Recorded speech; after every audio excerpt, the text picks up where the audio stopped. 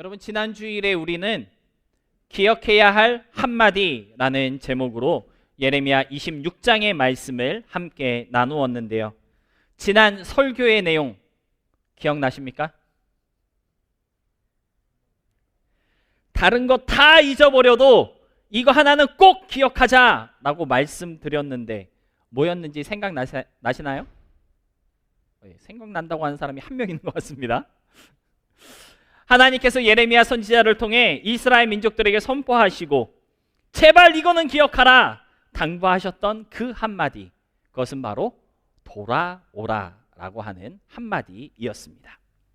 그들의 악한 행실을 버리고 하나님과의 관계 회복을 위해서 여호와께로 돌아오라는 그 외침을 꼭 기억해야 한다라고 하는 메시지를 전해주셨는데요. 그렇다면 사랑하는 성도 여러분, 여러분의 한 주는 돌아오라는 하나님의 그 음성을 기억하며 살아온 한 주이었습니까? 하나님과의 관계 회복을 위해서 주님께 순종하기 위해 노력했던 그런 일주일이었나요? 돌아오라는 하나님의 그 음성을 잊지 마시고 매일의 삶, 매 순간마다 주님께로 나아가는 저와 여러분, 우리 모두가 될 수 있기를 진심으로 소망하며 부탁드립니다. 그런 의미에서 오늘 본문 말씀도 돌아오라고 부르시는 그러한 하나님의 음성을 우리에게 들려주고 있다고 생각해 볼 수 있을 것 같은데요. 특별히 어떻게 주님께로 돌아가야 하는 것인지, 돌아가기 위해서는 무엇을 생각하며 어떤 결단이 필요한 것인지에 대해서 말씀하고 있다고 볼 수 있을 것 같습니다. 아무쪼록 오늘 함께 나눌 이 말씀을 통해 돌아가겠다는 귀한 결단과 은혜가 저와 여러분에게 있을 수 있게 되기를 진심으로 바랍니다. 첫 번째로 하나님께로 돌아가기에 앞서서 먼저 우리가 기억해야 할 것은 무엇일까요? 영원한 언약이 있음을 알아야 하겠습니다. 오늘 본문으로 예레미야 50장 4절로 5절의 말씀 함께 읽었는데요. 우리 다시 한번 함께 읽어보도록 하겠습니다. 함께 읽겠습니다. 여호와의 말씀이니라. 그날 그때에 이스라엘 자손이 돌아오며 유다 자손도 함께 돌아오되 그들이 울면서 그 길을 가며 그의 하나님 여호와께 구할 것이며 그들이 그 얼굴을 시온으로 향하여 그 길을 물으며 말하기를 너희는 오라 잊을 수 없는 영원한 언약으로 여호와와 연합하라 하리라. 여러분, 오늘 본문은 죄악된 행실로 하나님을 떠난 사람들에게 돌아오라는 메시지를 던지고 있는데요. 근데 중요한 것은 무엇입니까? 5절 끝자락에 보니까 너희는 오라 잊을 수 없는 영원한 언약으로 여호와와 연합하라 라고 하는 것입니다. 여호와께로 돌아오되 그냥 돌아갈 것이 아니라 영원한 언약으로 그 약속의 말씀을 품고 돌아오라 라고 하는 것입니다. 사랑하는 성도 여러분, 우리가 하나님과의 관계를 회복해야 할 때 우리의 심령과 가슴 가운데 반드시 필요한 것이 하나 있다라고 하는 사실을 오늘 예레미야는 우리에게 가르쳐주고 있는 것인데요. 무엇이 있어야 합니까? 바로 영원한 언약, 하나님의 말씀이 있어야 한다라는 것입니다. 주님의 말씀을 생각하고 그 말씀을 기억할 때 하나님께로 돌아가는 길이 열리며 주님께로 돌아갈 힘을 얻게 된다라고 하는 사실을 오늘 예레미야 50장은 우리에게 가르쳐주고 있다라고 하는 것입니다. 그래서 또 다른 하나님의 선지자인 호세아 선지자는요, 호세아 14장 1절로 2절에서 이렇게 똑같은 목소리로 호소하고 있는 것을 볼 수가 있는데요. 호세아 14장 1절로 2절 함께 읽겠습니다. 이스라엘아, 내 하나님 여호와께로 돌아오라. 내가 불의함으로 말미암아 엎드려졌느니라. 너는 말씀을 가지고 여호와께로 돌아와서 아뢰기를 모든 불의를 제거하시고 선한 바를 받으소서. 우리가 수송아지를 대신하여 입술의 열매를 주께 드리리이다. 이스라엘아, 내 하나님께로 돌아오라. 그런데 어떻게 돌아오라고 말씀하고 있습니까? 너는 말씀을 가지고 여호와께로 돌아오라고 호세아 선지자도 호소하였던 것입니다. 여기서 우리는 말씀을 가지고 돌아오라는 그 표현에 좀 집중해 볼 필요가 있는데요. 여러분, 말씀을 가져야지만 하나님께로 돌아갈 수 있다라고 하는 것인데, 그렇다면 말씀을 갖는다는 것은 무엇을 말하는 걸까요? 제가 이 가진다라고 하는 단어를 히브리 원어로 찾아보았는데요. 히브리 원어로는 케후라고 하는 단어로서 이 단어가 가지고 있는 기본적인 의미는 취하다, 얻다, 돈을 주고 사들이다, 그러한 의미가 담겨져 있었습니다. 그러니까 말씀을 가진다고 하는 것은요, 단순히 말씀을 지니고 있다, 소유하고 있다라고 하는 뜻을 넘어서 취하고 얻고 값을 지불하여 사들이는 뭔가 좀 적극적이고 역동적인 그러한 의미가 담겨져 있다라고 하는 것을 깨달을 수 있다라고 하는 것이죠. 여러분, 말씀을 가진다고 하는 것은요, 그냥 성경책을 소유하고 있다는 것, 그 이상의 의미가 담겨져 있다라고 하는 것입니다. 미국 사람들, 어떤 사람들 보면 가끔 이렇게 몸에 성경 구절 타투하고 있는 사람들 있잖아요. 여러분, 타투해야 말씀을, 타투했다고 해서 말씀을 갖게 되는 것이 아니라 취하고 얻고 사들이는 그러한 행위가 담겨져 있을 때 말씀을 가질 수 있게 된다라고 하는 것을 기억해야 한다라는 것입니다. 그래서 우리는 여기서 말씀을 갖는다라고 하는 것이 정확한 어떠한 의미를 가지고 있는지 크게 두 가지로 생각해 볼 수 있을 것 같은데요. 첫째, 하나님의 말씀을 갖는다는 것은요, 하나님의 말씀을 향한 적극적인 태도를 의미하는 것입니다. 적극적인 태도라는 것은 어떤 열정이다라고 이렇게 우리가 이해할 수 있을 것 같은데요. 여러분, 열정을 갖게 되면 어떠한 일이 일어납니까? 늘 그것을 생각하게 되고 늘 그것을 신경 쓰게 되고 기회가 있을 때마다 그것을 가까이 하고자 하는 어떠한 노력이 발생하게 되는데요. 그런 것을 우리는 열정이라고 표현할 수 있을 것 같습니다. 그래서 여러분, 남녀가 사랑하게 될 때 상대방에게 내가 어떤 열정이 생길 때 계속 그 사람을 생각하게 되고 기회만 있으면 같이 있고 싶어지고, 네, 표정들이 슬퍼요. 제발 연애 좀 하시기 바랍니다, 우리 청년부. 네, 열정이 갖게 되면 그런 일이 생기잖아요, 맞죠? 좋아하는 일, 내가 하고 싶은 일이 생길 때 열정을 갖게 되면 그러한 일들이 일어나게 되는 것을 알 수가 있는데요. 여러분, 말씀을 가진다고 하는 것은 바로 그러한 모습을 갖게 되는 것, 하나님의 말씀에 대해서 그러한 마음을 품는 것이다 라고 하는 것입니다. 가끔씩 성경 좀 읽어야겠다 생각날 때 말씀을 가까이 하고 성경을 읽는 것이 아니고요, 그마저도 귀찮아서 조금 이따 읽어야지 이렇게 말씀이 뒷전이 되는 그러한 모습은 말씀을 가진 자의 모습이 아니다라고 하는 것을 알아야 한다라고 하는 것입니다. 하나님께로 돌아가는 우리, 하나님과의 관계를 회복하는 우리가 되기 위해서는 말씀을 가진 우리가 되어야 할 텐데, 하나님의 말씀에 대해 조금 더 적극적이고 하나님의 말씀을 향한 뜨거운 마음을 품을 수 있는, 정말 말씀에 적극적인 그러한 우리 모두가 될 수 있기를 바랍니다.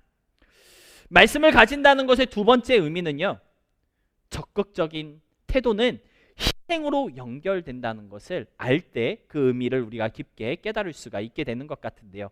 적극적인 행동은 희생으로 이어진다라고 하는 것을 알아야 한다라는 것입니다. 여러분, 사실 우리가 하나님의 말씀에 조금 더 적극적이지 못한 이유는 무엇일까요? 적극적인 태도는 늘 희생으로 연결되기 때문입니다. 여러분, 우리가 성경을 읽으려면 무엇이 필요할까요? 시간이 필요합니다. 그런데 성경 읽는 시간이 아깝다고 느껴지기 때문에 우리는 성경을 읽지 못하고 있는 것인데요. 그 시간에 성경 읽는 것보다 더 재밌고 더 흥미로운 일을 할 수 있는데, 그래서 그 시간과 기회를 희생하는 게 쉽지 않아서 우리는 하나님의 말씀을 가까이 하지 못하고 있다라고 하는 것이죠. 여러분, 말씀을 갖는 우리가 되기 위해서는요, 가질 수 있는 것만큼 희생해야 한다라는 것을 알아야 합니다. 말씀을 갖기 위해서는요, 시간을 희생할 수 있어야 하고 내가 누리고 싶은 것들, 내가 즐기고 싶은 것들을 희생할 수 있어야지만 비로소 하나님의 말씀을 가까이 할 수 있고 가질 수 있다라는 것을 여러분들 깨달을 수 있어야 한다라는 것이죠. 여러분, 희생 없이 무언가를 가질 수 있다는 것은 정말 대도 않는 소리라는 것을 꼭 좀 기억하셨으면 좋겠습니다. 여러분, 사실 희생하지 않고 무언가를 얻을 수 있는 것은 세상의 이치에서도 맞지 않는 이야기인데요. 여러분, 공부 잘하기 위해서는 공부 외의 것들을 희생해야지만 공부를 잘할 수 있게 되는 것이죠. 놀 거 다 놀면서 공부를 잘할 수 있는 사람은 세상 그 어디에도 없는 것 같습니다. 뭐 머리가 너무 좋아서 천재적인 사람은 그럴 수도 있겠지만 천재가 많지 않기 때문에 우리는 공부하기 위해서 공부 외의 것들은 희생할 수 있어야 하는 것이죠. 여러분, 식욕이 땡기는 대로 내가 먹고 싶은 거 가리지 않고 다 먹으면 결코 내가 생각하는 건강하고 보기 좋은 몸을 가질 수가 없습니다. 식욕을 참고 미식의 즐거움을 희생할 때 내가 원하는 그러한 몸을 가질 수 있고 유지할 수 있는 것이죠. 사고 싶은 거 다 사고 쓰고 싶은 대로 다 쓰면 절대 돈을 모을 수 없고 경제적으로 불안할 수밖에 없는 것처럼 희생 없이 가질 수 있고 누릴 수 있는 것은 세상 그 어디에도 없다는 것을 우리는 이미 잘 알고 있습니다. 하나님의 말씀도 그렇고요. 건강한 믿음도 그렇다라고 하는 것이죠. 여러분, 기도하지 않으면서 하나님과 잘 통하는 사람이 되기를 원한다? 일어날 수 없는 일을 꿈꾸고 있는 것과 똑같다는 거예요. 기도하기 위해 내 시간을 희생하고 내 노력을 희생하고 내 땀방울을 희생해야지만 하나님과 잘 통하는 사람이 될 수 있다는 것입니다. 여러분, 성경 읽기 위해서 노력하지 않고 희생하지 않으면 하나님과 절대로 가까워질 수 없다라고 하는 것을 깨달아야 한다라고 하는 것이죠. 말씀을 가진다는 것은요, 하나님의 말씀을 취하기 위해서 그것을 얻기 위해 값을 지불하고 희생을 감수한다는 뜻입니다. 성경을 읽고 하나님의 말씀을 가까이 하기 위해서 내가 재밌어 하는 것, 내가 즐거워하는 것들을 희생할 줄 아는 사람, 그 사람이 바로 하나님의 말씀을 가진 사람이라는 것을 호세아 14장은 우리에게 말해주고 있는 것입니다. 사랑하는 성도 여러분, 여러분은 하나님의 말씀을 가진 사람들입니까? 적극적이고 열정적인 가슴으로 하나님의 말씀을 향해 나아가는 우리가 될 수 있기를 바라고요. 주님의 말씀을 취하고 간직하기 위해서 좀 다른 것들을 기꺼이 희생할 줄 아는 말씀의 사람들이 될 수 있기를 진심으로 축복합니다. 두 번째로 오늘 본문은요, 영원한 언약이 있기 때문에 영원한 연합이 가능하다는 사실을 우리에게 말해주고 있습니다. 우리 본문 5절 말씀 다시 한번 다 같이 함께 읽어보도록 하겠습니다. 그들이 그 얼굴을 시온으로 향하여 그 길을 물으며 말하기를 너희는 오라, 잊을 수 없는 영원한 언약으로 여호와와 연합하라 하리라. 여러분, 본문 5절에서 우리가 주목해야 할 부분이 있습니다. 바로 영원한 언약으로 여호와와 연합하라 라고 하는 이 부분인데요. 여러분, 성경은 단순히 우리에게 여호와께로 돌아올 것을 호소하고 있는 것이 아닙니다. 돌아올 뿐만 아니라 다시는 멀어지고 떨어지지 않도록 여호와와 연합해야 한다라고 하는 사실을 강조하고 있는데요. 따라서 하나님께로 돌아가는 우리가 될 뿐만 아니라 주님께로 가까이 나아가는 저와 여러분이 될 뿐만 아니라 하나님과 연합하는 그런 우리 모두가 되어야 한다라는 사실을 기억하셨으면 좋겠습니다. 그런데 하나님과 연합하는 우리가 되기 위해서 우리가 함께 생각해 봐야 할 것이 있는데요. 도대체 이 연합한다라고 하는 것이 무엇을 뜻하는 것인지 그 의미에 대해서 한번 묵상해 볼 필요가 있을 것 같습니다. 여러분, 연합이라는 단어의 히브리어는요, 라와라고 해서 그 뜻은 사실 결합하다라고 하는 뜻이라고 합니다. 여러분, 연합과 결합, 어떻게 보면 그 의미가 똑같을 수도 있고 또 비슷한 의미라고 생각할 수도 있는데요. 사실 이 두 개의 차이는 정말 하늘과 땅 차이다라고 말할 수 있을 것 같습니다. 여러분, 연합이라고 하는 것은 무엇을 말하는 걸까요? 자, 사전을 찾아보니까요, 두 개 이상이 하나로 연결되어 하나를 이룬다라고 하는 뜻이 바로 이 연합이라는 단어의 의미였습니다. 조금 깊게 생각해 보면 두 개 이상의 것들이 각 개체의 특징과 속성은 그대로 남겨둔 채 서로 연결되어 하나로 묶여지는 것, 그것이 연합이다라고 말할 수 있다라고 하는 것이죠. 그러니까 하나로 묶여져 있기는 한데 그 안에 뚜렷하게 구별되는 두 개가 있다라고 하는 것입니다. 그래서 연합 안에는요, 내가 있고 너가 있는 것입니다. 연합 안에는 이것이 있고 저것이 있다라고 하는 것이죠. 여러분, 우리가 쉽게 생각해 볼 수 있는 연합, 무엇이 있을까요? 설교를 준비하다 생각해 보니까 국제연합, 즉 유엔이라고 부르는 집합체가 있는데요. 여러분, 유엔은요 사실 193개국이 모여있는 하나의 커다란 공동체입니다. 근데 이 유엔 연합이라고 하는 것이요, 각 나라의 특성과 개성을 그대로 인정해 주고요, 더 나아가 각 나라의 이익을 도모할 수 있도록 서로 협력하는 그러한 연합체입니다. 그러니까 유엔이라는 이름 아래 하나가 되어 있기는 하지만 이 유엔 공동체 안에는 사실 193개의 서로 다른 개체가 존재하고 있는 것이다라고 하는 것을 우리는 알 수가 있다라고 하는 것이죠. 이처럼 연합이라고 하는 단어는요, 각 개체가 살아있는 상태로 그저 묶여있는 상태를 의미합니다. 근데 오늘 본문이 우리에게 여호와와 연합하라 라고 했을 때 사실 여기서의 연합은 연합이 아니라 결합을 뜻한다는 것을 알아야 하는데요. 여러분, 그렇다면 결합은 무엇일까요? 결합은요, 둘 이상이 온전히 하나가 되어서 새로운 개체로 맺어지는 것을 결합이라고 부른다고 합니다. 단순히 연결되는 것 이상으로 서로 다른 것들이 온전히 섞여서 완전 다른 하나의 열매로 다시 태어나는 것, 그것이 바로 결합이다라고 하는 것이죠. 그러니까 오늘 본문이 우리에게 여호와와 연합하라 라고 했을 때 여기서의 연합은 그저 하나님께 묶여 있어라, 하나님께 붙어 있어라, 그런 것을 말하는 것이 아니라 하나님과 온전히 하나 되어야 한다라고 하는 사실을 우리에게 가르쳐주고 있다라고 하는 것이죠. 하나님과의 완벽한 결합, 하나님처럼 변화되고 주님과 같이 되는 것, 그것이 바로 하나님께로 돌아가는 저와 여러분이 추구해야 할 최종의 모습이다라고 하는 것입니다. 사랑하는 성도 여러분, 하나님께서는 사람을 어떻게 창조하셨습니까? 창세기 1장 말씀 보면요, 하나님의 형상대로 창조하셨다라고 증거하고 있는데요. 왜 하나님은 사람을 창조하실 때 하나님의 형상대로 창조하셨을까요? 왜 하나님처럼 창조하셨느냐, 이 말입니다.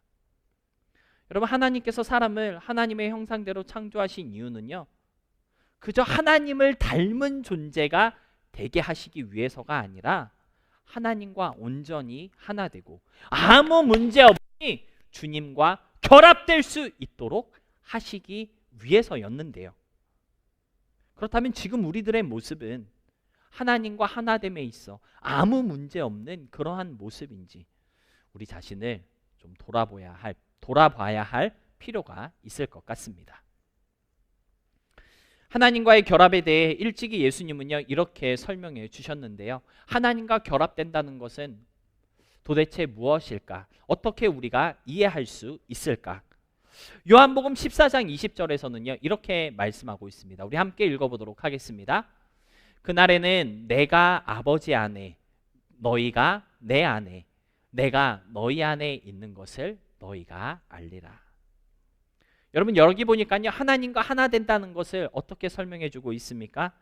아버지 하나님이 내 안에, 우리가 그 안에 거하는 것, 예수님이 우리 안에 거하며 우리가 그 안에 거하는 것, 이것이 바로 오늘 성경이 우리에게 권면하고 있는 하나님과의 연합이고 결합이며 주님과 하나 되는 모습이라고 요한복음 14장은 우리에게 알려주고 있는 것입니다. 중요한 것은 무엇보다 이 결합이 가능한 이유는 오늘 본문에서 말씀하고 있는 것처럼 하나님의 언약, 영원한 약속이 있었기 때문이다 라고 하는 것입니다. 여러분, 이 약속에 대해서 베드로 사도는요, 베드로후서 1장 4절에서 이렇게 증거하였는데요. 우리 같이 한 목소리로 함께 읽겠습니다. 이로써 그 보배롭고 지극히 큰 약속을 우리에게 주사 이 약속으로 말미암아 너희가 정욕 때문에 세상에서 썩어질 것을 피하여 신성한 성품에 참여하는 자가 되게 하려 하셨느니라. 이 약속으로 말미암아 신성한 성품에 참여하는 자가 되게 하려 하셨다. 사도 베드로는 그렇게 증거하였는데요. 하나님과 하나 되는 이 귀한 은혜가 우리에게 주신 약속, 하나님의 언약으로 인한 은혜였다라고 하는 사실을 베드로후서 1장 4절은 알려주고 있는 것입니다. 더 중요한 것은요, 이 약속이 바로 예수님으로 인해서 완성되었다라고 하는 사실입니다. 우리 사도행전 13장 33절 전반부만 같이 읽어보도록 하겠습니다. 함께 읽겠습니다. 곧 하나님이 예수를 일으키사 우리 자녀들에게 이 약속을 이루게 하셨다 함이라. 영원한 언약에 따라 하나님과 결합하게 하시고 그 결합의 약속을 성취하시기 위해서 예수 그리스도를 일으키셨다라고 성경은 증거하고 있는데요. 이 때문에 누구든지 예수님을 부르는 사람들은 다 하나님의 약속에 참여하는 자가 될 수 있게 되었다라고 사도행전 2장은 선포하고 있는 것입니다. 사도행전 2장 38절로 39절입니다. 베드로가 이르되 너희가 회개하여 각각 예수 그리스도의 이름으로 세례를 받고 죄사함을 받으라. 그리하면 성령의 선물을 받으리니 이 약속은 너희와 너희 자녀와 모든 먼데 사람 곧 주 우리 하나님이 얼마든지 부르시는 자들에게 하신 것이라. 영원한 언약, 신령한 약속에 따라 그 아들 예수님을 우리에게 보내주신 하나님께서는요, 예수 그리스도로 말미암아 하나님의 성품에 참여할 수 있는 은혜를 우리 모두에게 허락하셨다는 것이죠. 회개하여 예수 그리스도의 이름으로 세례를 받고 죄사함을 받게 된 모든 이들을 하나님과 하나 될 수 있는 그 귀한 은혜로 부르고 계시다라고 하는 사실을 오늘 성경은 우리에게 가르쳐주고 있는 것입니다. 사랑하는 성도 여러분, 하나님과 연합하는 우리 모두가 될 수 있기를 축복합니다. 단순히 연결되는 정도가 아니라 앞서 읽은 요한복음 14장의 말씀처럼 우리가 하나님 안에, 하나님이 우리 안에 예수님으로 말미암아 살아가게 되는 그 온전한 결합이 저와 여러분의 삶 가운데 놀라운 변화로, 역사로 일어날 수 있게 되기를 진심으로 바라는데요.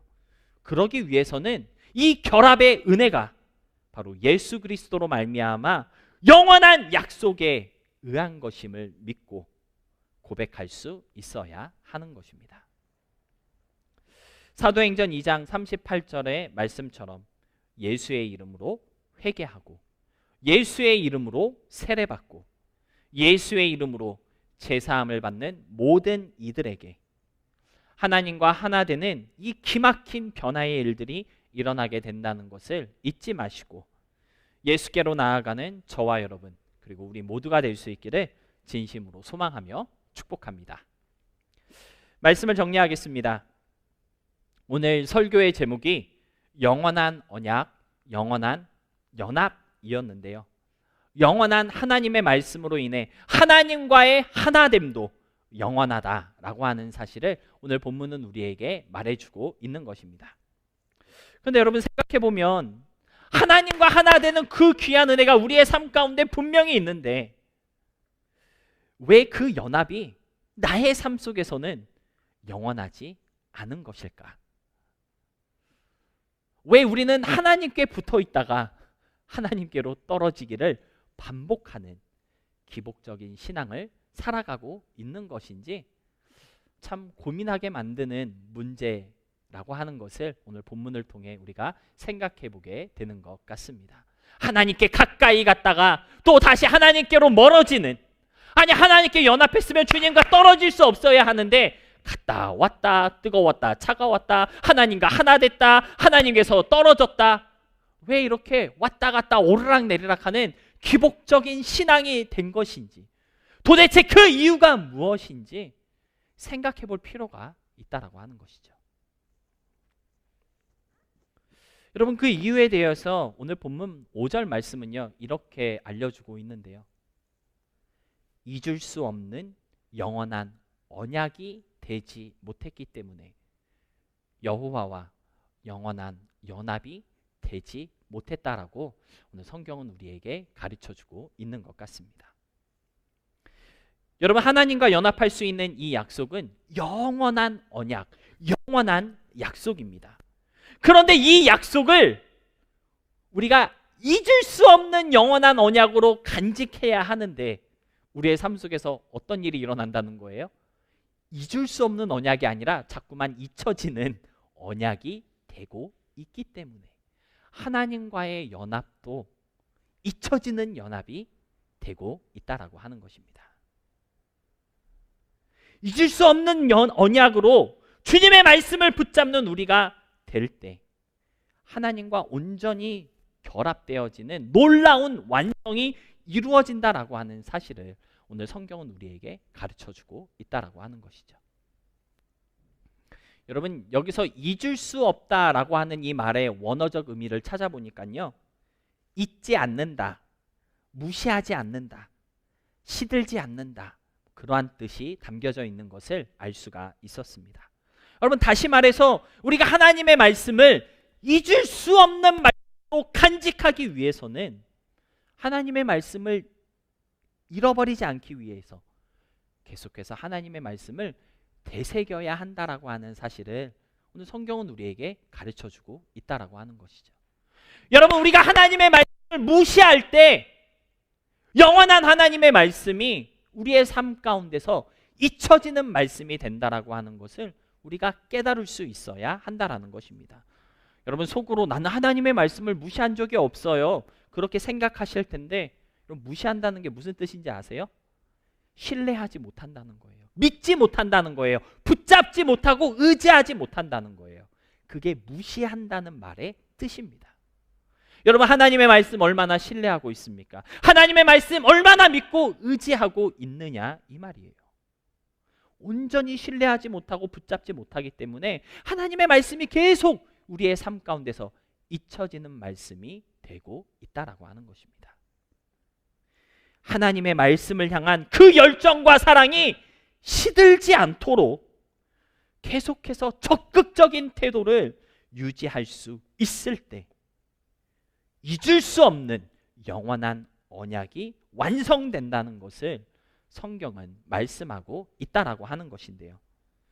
이와 같은 자세로 주님의 말씀을 대할 때 영원한 언약으로 영원한 연합을 완성하는 저와 여러분이 될 수 있는 것입니다. 사랑하는 성도 여러분, 잊을 수 없는 영원한 언약을 세워가는 하나님의 사람들이 되시기 바랍니다. 기억해야 할 말씀을 가슴에 새기고 그 말씀을 끝까지 신뢰하며 붙잡고 나아가는 여러분의 하루하루가 될 수 있기를 바라고요.